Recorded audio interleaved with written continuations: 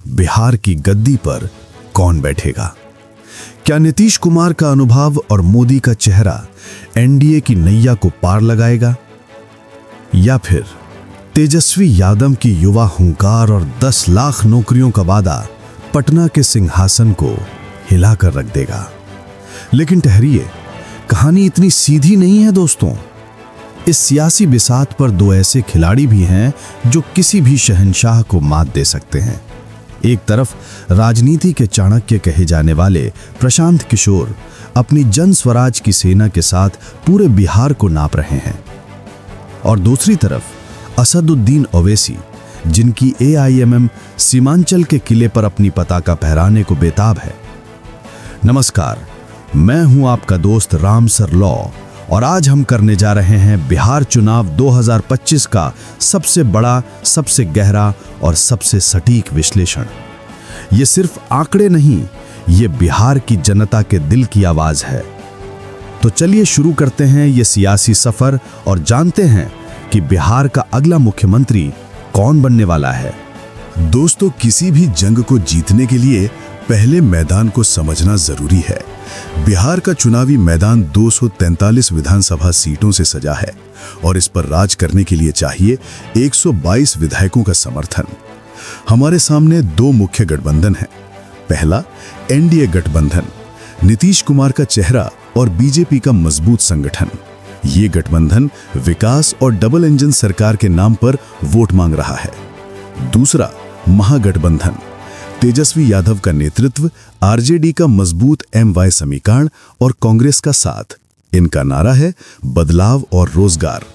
लेकिन इस बार इन दोनों महाशक्तियों के बीच एक्स फैक्टर की भूमिका निभा रहे हैं प्रशांत किशोर और असदुद्दीन ओवैसी। प्रशांत किशोर का जन स्वराज जहां व्यवस्था परिवर्तन की बात कर रहा है, वहीं ओवैसी की पार्टी मुस्लिम वोट बैंक में बड़ी सेंधमारी कर सकती है।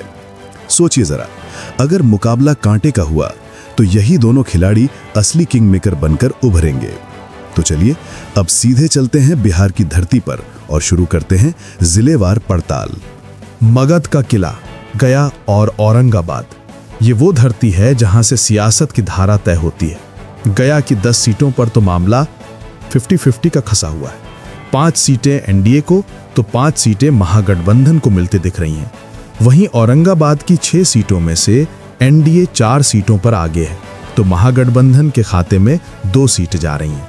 यानी मगध में एनडीए को हल्की बढ़त है। राजधानी का रण पटना। अब रुख करते हैं बिहार के दिल यानी पटना का।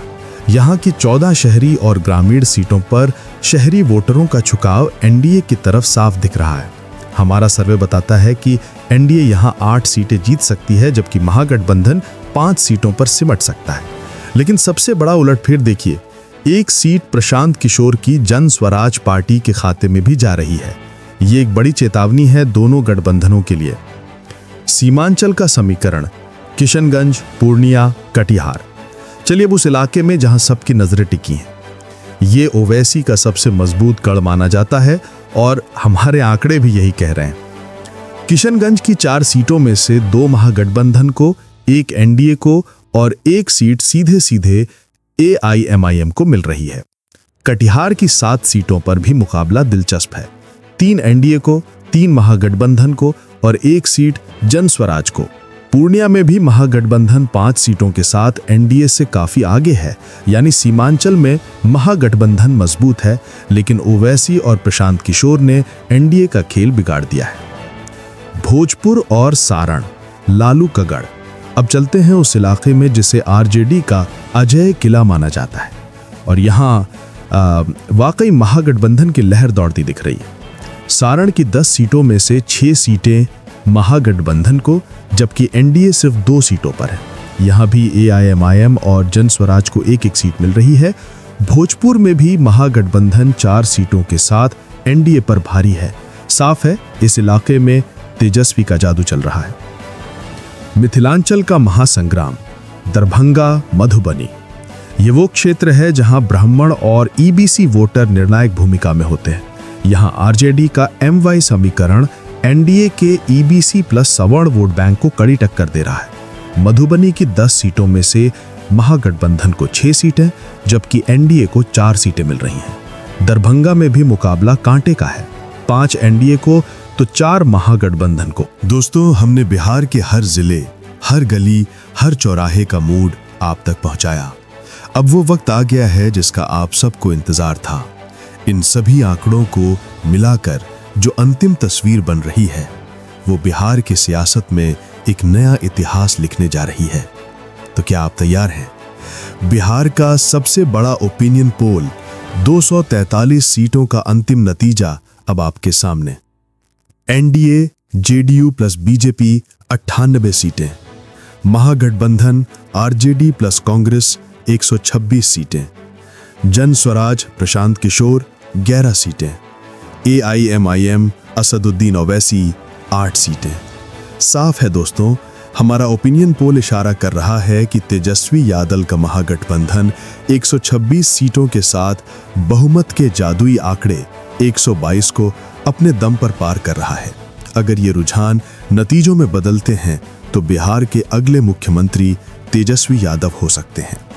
एनडीए गठबंधन 98 सीटों के साथ सत्ता से दूर रह सकता है, लेकिन थोड़ा रुककर, लेकिन राजनीति इतनी सीधी नहीं होती। असली खेल तो अब शुरू होगा। प्रशांत किशोर की 11 सीटें और ओवैसी की 8 सीटें यानी कुल 19 सीटें, ये वो किंग मेकर हैं जो नतीजों के बाद सरकार बनाने और गिराने का दम रखते हैं। ऊंट किस करवट बैठेगा ये देखना बेहद दिलचस्प होगा। तो दोस्तों, ये था हमारा बिहार चुनाव 2025 पर सबसे विस्तृत ओपिनियन पोल। ये आंकड़े दिखाते हैं कि बिहार की जनता इस बार बदलाव के मूड में है, लेकिन किसी एक पार्टी पर पूरा भरोसा करने को तैयार नहीं। लेकिन ये सिर्फ एक अनुमान है, एक सर्वे है। लोकतंत्र में असली ताकत आपके हाथों में है। आपका एक एक वोट बिहार का भविष्य तय करेगा। अब सवाल आपसे है, आपको क्या लगता है, क्या हमारा ये सर्वे नतीजों में बदलेगा? आपकी नजर में 2025 में बिहार का मुख्यमंत्री कौन होना चाहिए? नीतीश कुमार, तेजस्वी यादव या कोई और? अपनी राय, अपना विश्लेषण नीचे कमेंट बॉक्स में लिखकर हमें जरूर बताइए। हमें आपके जवाब का इंतजार रहेगा। अगर आपको हमारा ये वीडियो पसंद आया तो इसे लाइक करें, अपने दोस्तों और परिवार के साथ शेयर करें और ऐसे ही निष्पक्ष चुनावी विश्लेषण के लिए हमारे चैनल को सब्सक्राइब करना ना भूलें।